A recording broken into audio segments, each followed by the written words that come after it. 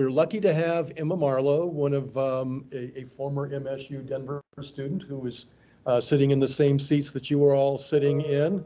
Emma, we're out in the modulars. You're, as you might recall. Yeah. Yes.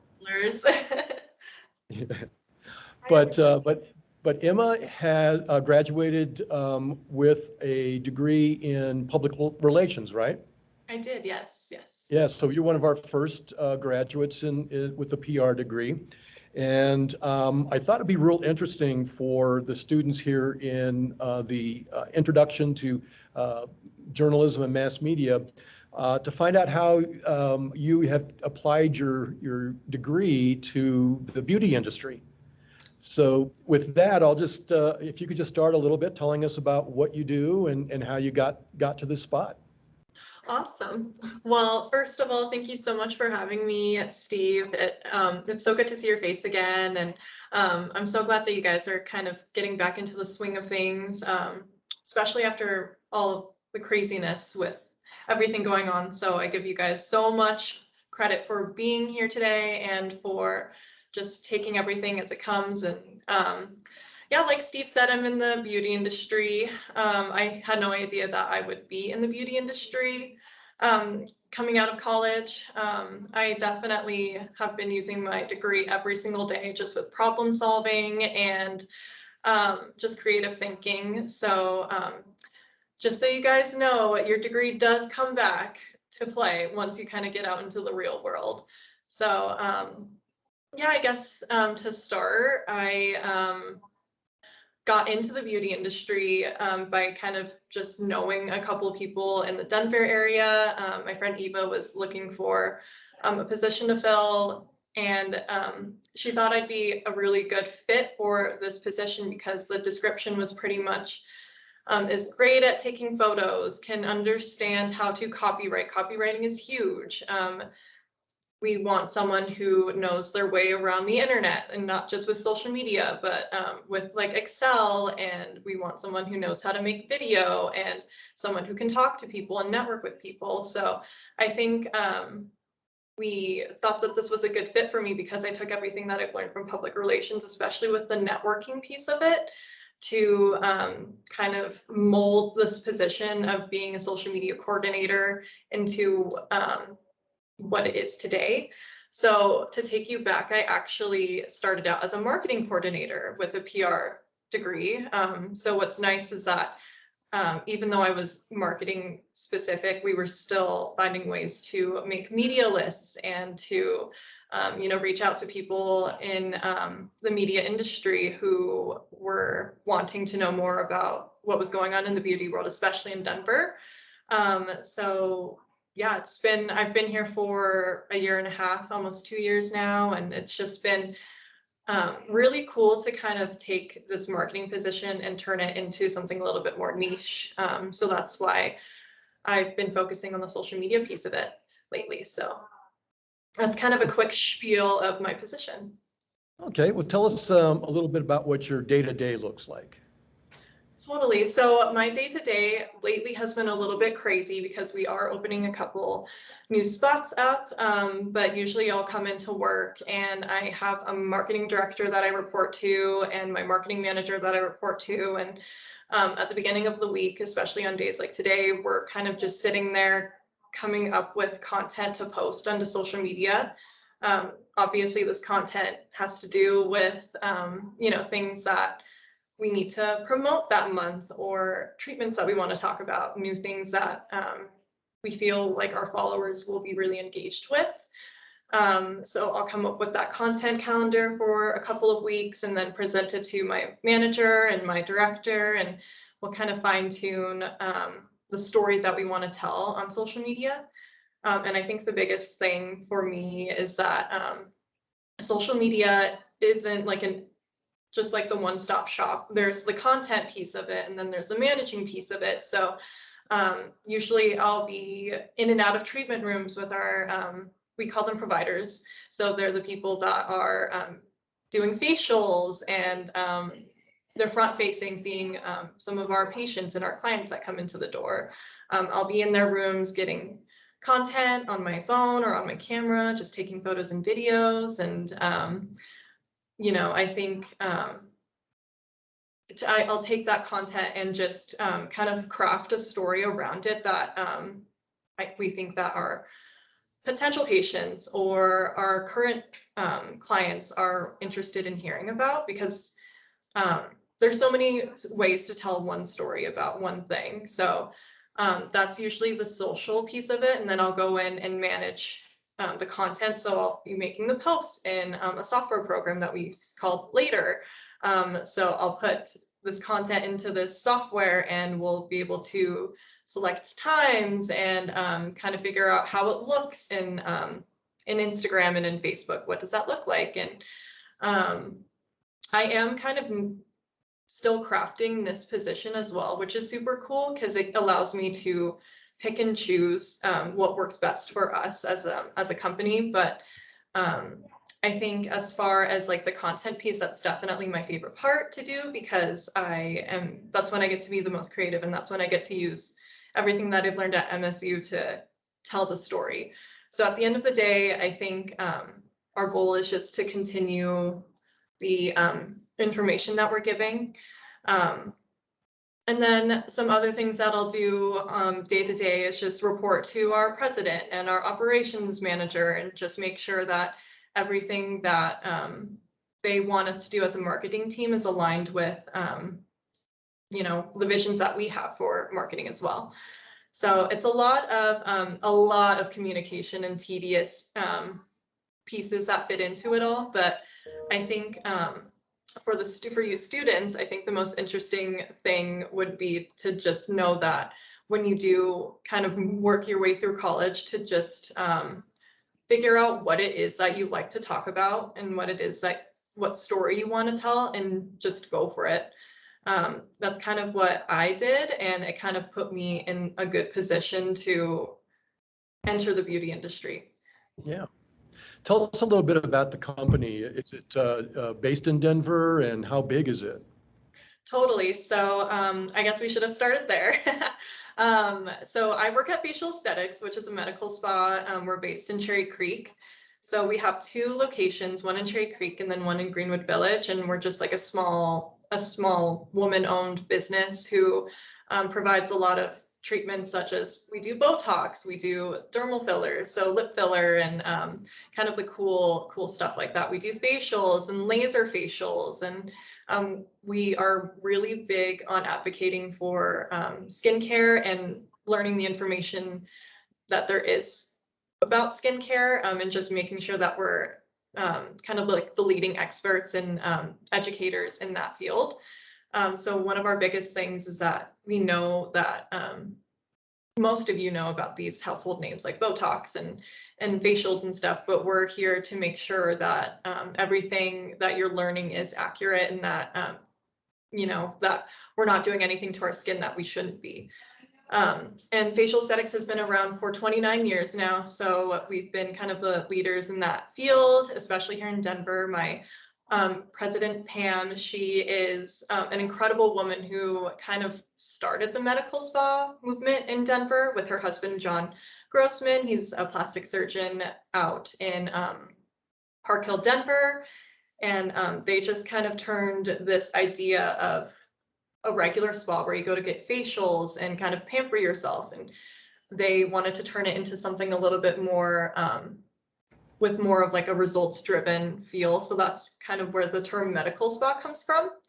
And yeah, no, we're well on our way to 30 years next year, which is awesome. But yeah, that's kind of a quick gist of the medical spa industry. Okay.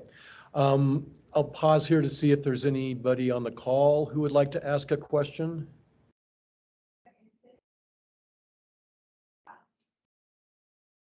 Okay, anybody in the room have any questions about her day-to-day, her job, what it is?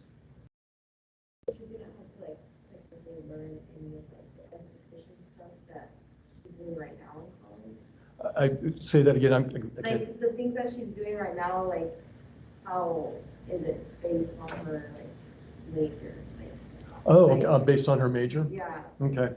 So, how so, to learn all those. yeah, so to the extent of what you're doing on your day-to-day, how does that relate to the major the PR major that you had here at MSU? Totally. There is, it does on the surface level, it seems like there's a disconnect. But I think the biggest takeaway is that I'm mostly using my major in my day-to-day just with with content and storytelling. So the reason why I joined facial aesthetics was because they needed someone who could be able to market their story and tell their story in with a human connection. So I do that by I kind of start with the questions that people have about going to the medical spa. So I think a really good question to start with would be like, why do I need to get Botox? And my job is to explain to people and educate people like why you would want to come in to get Botox. What are your concerns? What are your goals with wanting to get treated? Why did you want to know about Botox in the first place? So I think my major in public relations especially is helping me with this position specifically because I am able to take what I learned in public relations, which is storytelling. What are the strengths that we have here? What are the weaknesses that we have in this story? And formulating a way or like a caption or an email or like a press release to send out to multiple people just to let them know that like your concern starts here and here is how we are here to help you find those results if that is something that you're interested in. And I think it also has helped me, especially with the like photo piece of it too. In public relations, I learned a lot about, how to get the picture, how to get the whole, the whole story in one. And it's definitely been really interesting kind of melding the public relations world and the marketing world into the beauty industry because not a lot of people want to like hear about like getting Botox, so I have to get creative in finding a way to market to like Steve about, hey Steve, I know you're not interested in this, but maybe if you were, we have a way to fix this. So the public relations piece of it has been helpful in kind of making sure that I know like all sides of the story and being able to tell it in a way that will relate to everybody. All right. And a kind of a follow-up to Natsue's question, what other things that you did while you were in school that also prepared you for the career you're in now? Honestly, I think the biggest thing, just being at MSU, I was able to learn how to ask questions, ask the right questions, and think about multiple ways of doing that.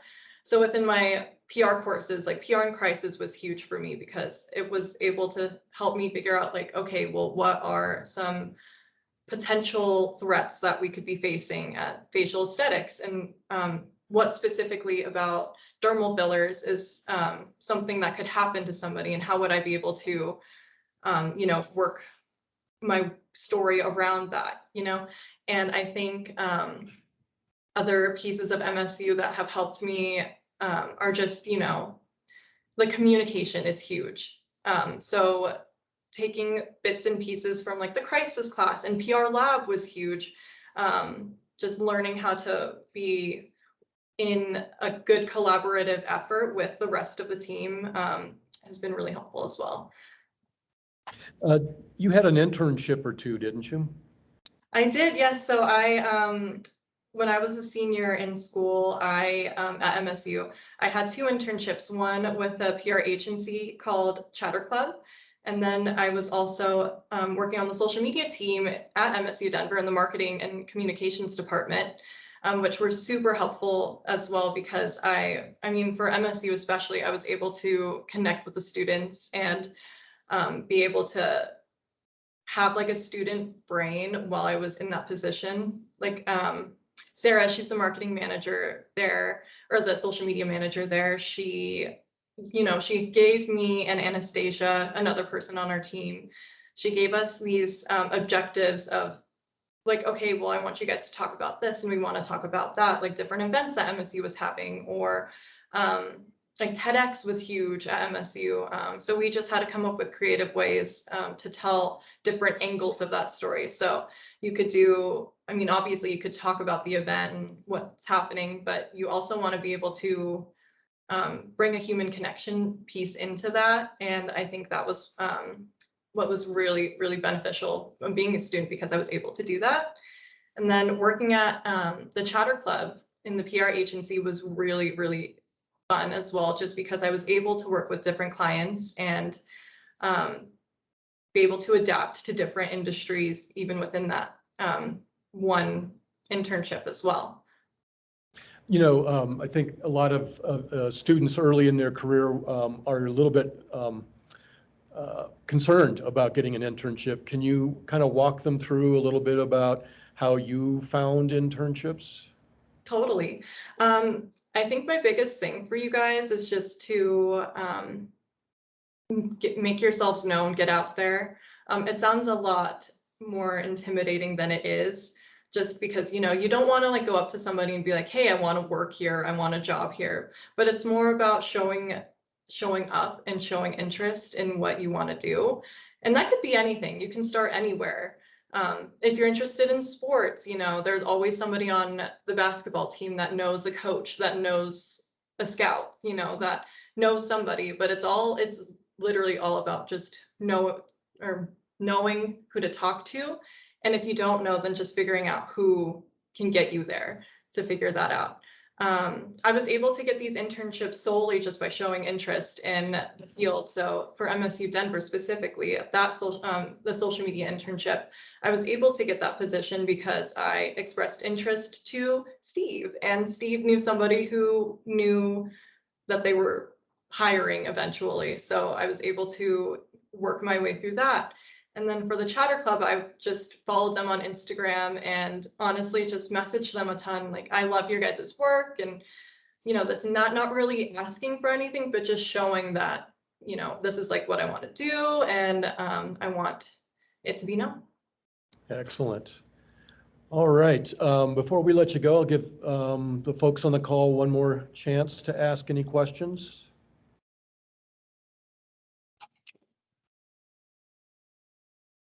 All right, anybody here in the room? All right. Well, Emma, thanks a lot for your time and sharing your advice with the students. It was very helpful. It sounds like the things that you're doing today are telling stories. You're actually going into the exam rooms and getting to catch stories from people. Is it hard for people for you to talk them into sharing their story, or is it easy? It honestly depends. I think people are always willing to hear good things about themselves. So just cultivating like community and comfort in somebody, and, you know, going in and showing them their before and afters. You know, it's not always comfortable showing your old, like a past version of yourself, but when you're able to show them the improvements, they're always up to talking about what they're kind of going through and what their goals are, for sure. That's good. Good to know. Yeah. All right. Well, I'll let you go. And thanks again for spending time with us today. Awesome. Thank you so much for having me. I really appreciate the questions, guys, and I hope you guys have an awesome day.